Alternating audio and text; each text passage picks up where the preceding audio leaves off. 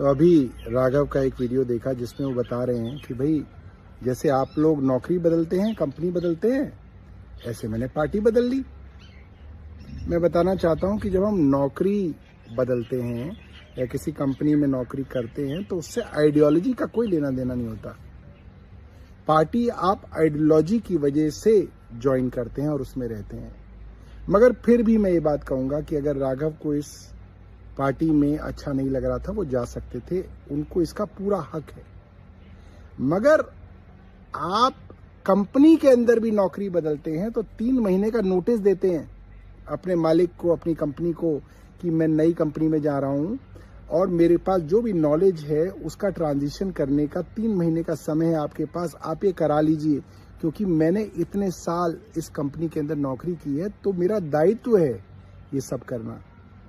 मैं जिस कंपनी को छोड़ता हूं उसको बर्बाद करने के लिए षड्यंत्र नहीं करता। आपने क्या किया? आपने जब आपके ऊपर ईडी का शिकंजा कसा तब तय कर लिया कि आप भारतीय जनता पार्टी ज्वाइन करेंगे, मगर आपने किसी को बताया नहीं। आपने भारतीय जनता पार्टी के साथ एक षड्यंत्र तय किया।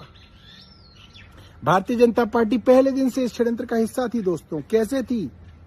इन्होंने कहा कि मैं अब अपनी एक अलग इंडिविजुअल मिडिल क्लास के मुद्दे उठाने वाले युवा की इमेज बनाऊंगा और उसके अंदर मदद करेगी भारतीय जनता पार्टी। कैसे करेगी? वो सारे मुद्दे जो बीजेपी की सेंट्रल गवर्नमेंट की पाइपलाइन में थे, चाहे वो एयरपोर्ट के ऊपर सस्ता समोसा बेचने का बात हो, चाहे वो ट्राई के द्वारा मोबाइल कि जो रिचार्ज है उसके अंदर चेंजेस की बात हो, पैटर्निटी लीव की बात हो, या गिग वर्कर्स के लिए ये जो जोमेटो और स्विगी के वर्कर्स हैं इनके लिए कोई काम हो, तो सेंट्रल गवर्नमेंट द्वारा ये बात शेयर की गई राघव को कि आप इन मुद्दों को उठाओगे तो तुरंत उनके ऊपर काम होगा और आपकी पॉपुलैरिटी बढ़ेगी, आपकी एक न्यूट्रल छवि बनेगी। सेंट्रल गवर्नमेंट के पास हर बार मौका था कि वो या उनका कोई मंत्री पार्लियामेंट में खड़ा होकर इस बात को कहे कि राघव जो बोल रहे हैं ये ऑलरेडी सरकार का काम है, मगर कॉन्ट्राडिक्ट नहीं किया गया। क्यों नहीं किया गया?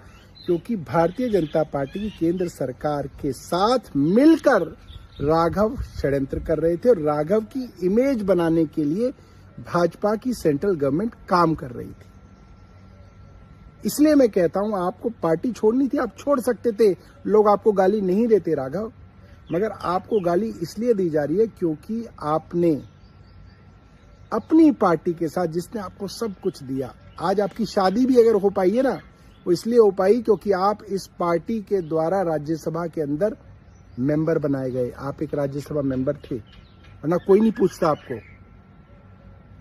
और आपने उस पार्टी से कोई भी नाराजगी हो आपकी, उसके खिलाफ आपने पूरा षड्यंत्र किया।